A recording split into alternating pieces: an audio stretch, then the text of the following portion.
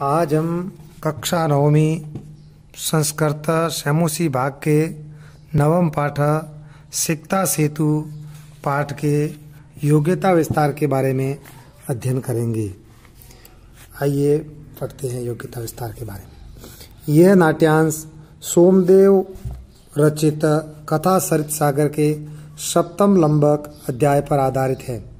यहाँ तपोबल से विद्या पाने के लिए प्रयत्नशील तपोदत्त नामक एक बालक की कथा का वर्णन है। उसके समुचित मार्गदर्शन के लिए वेश बदलकर इंद्र उसके पास आते हैं और पास ही गंगा में बालू से सेतु निर्माण के कार्य में लग जाते हैं। उन्हें वैसा करते देख तपोदत्त उनका उपहास करता हुआ कहता है, अरे किस लिए गंगा के जल में व्यर्थ ही बालू से पुल बनाने का प्रयत्न कर रहे हो। इंद्र उन्हें उत्तर देते हैं, यदि पढ़ने सुनने और अक्षरों की लिपि के अभ्यास के बिना तुम विद्या पा सकते हो तो बालू से पुल बनाना भी संभव है। कवि परिचय है। कथा सरित सागर के रचयिता कश्मीर निवासी श्री सोमदेव भट्ट है। ये कश्मीर के राजा श्री अनंत देव के सभा पंडित थे। कवि ने रानी सूर्यमती के मनोविनोद के लिए कथा सरित सागर नामक ग्रंथ की रचना की। इस ग्रंथ का मूल महाकवि गुणाढ्य ही बृहत कथा प्राकृत भाषा का ग्रंथ है। ग्रंथ परिचय। कथा सरित सागर अनेक कथाओं का महासमुद्र है। इस ग्रंथ में 18 लंबक है। मूल कथा की पुष्टि के लिए अनेक उपकथाएं वर्णित की गई हैं। प्रस्तुत कथा रतन प्रभा नामक लंबक से संकलित की गई है।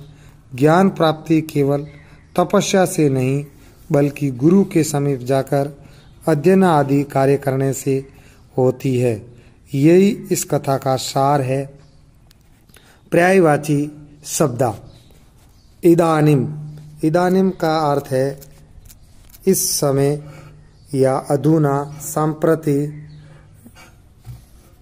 जलम, वारी, उदकम, सलीलम, नदीम, सरीना, तरंगिनी, उद्योग, उद्यम, परिसरम और विलोम शब्दा। दुर्बुद्धि, सुबुद्धि, ग्रहित, प्रशंसित, प्रवर्त, निवर्त, अभ्यास, अनभ्यास, सत्यम, असत्यम। आत्मगतम नाटकों में प्रयुक्त ये एक पारिभाषिक शब्द है। जब नट या अभिनेता रंगमंच पर अपने कथन को दूसरों को सुनाना नहीं चाहता, मन में ही सोचता है, तब उसके कथन को आत्मगत कहा जाता है। प्रकाशन।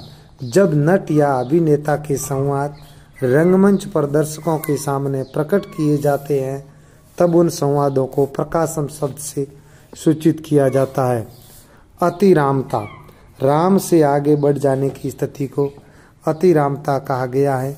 रामम अतिक्रांत अतिराम तस्य भाव अतिरामता। राम ने शिलाओं से समुद्र में सेतु का निर्माण किया था। विप्र रूपधारी इंद्र को सिकता कणों से सेतु बनाते देख तपोदत्त उनका उपवास करते हुए कहता है कि तुम राम से आगे बढ़ जाना चाहते हो। निम्नलिखित कहावतों को पाठ में आए हुए संस्कृत वाक्यांश में पहचानिए। सुबह का भूला शाम को घर लौट आए तो भूला नहीं कहलाता है। 2 नंबर, मेरी आंखें खुल गई। आंजन्य। अंजना के पुत्र होने के कारण हनुमान को आंजन्य कहा जाता है। हनुमान उछलकर कहीं भी जाने में समर्थ थे।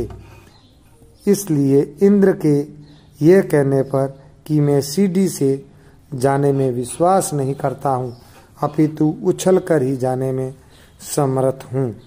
तपोदत्त फिर से उपहास करते हुए कहता है कि पहले आपने पुल निर्माण में राम को लांग लिया, अब उछलने में हनुमान को भी लांघने की इच्छा कर रहे हैं। अक्षर ज्ञानस्य महात्म्य। विद्याधनम सर्वधनम प्रधानम। विद्याधन सब धनों में प्रधान धन है। किम किम न साध्यति कल्पलते विद्या। कल्पलते विद्या से क्या क्या सफलता प्राप्त नहीं हो सकती है।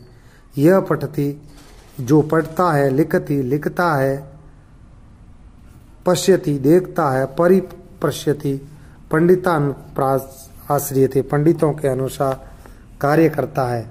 तस्य दिवाकर दिवाकिरणे नलिनी दन्मी विकास्य बुद्धि। उसे दिवाकर किरणें नलिनी आदि विकास के लिए बुद्धि प्रदान करते हैं। इस प्रकार से ये पाठ पूरा हुआ। अगले अध्याय में हम अगला 10वां पाठ करेंगे। तब तक के लिए धन्यवाद।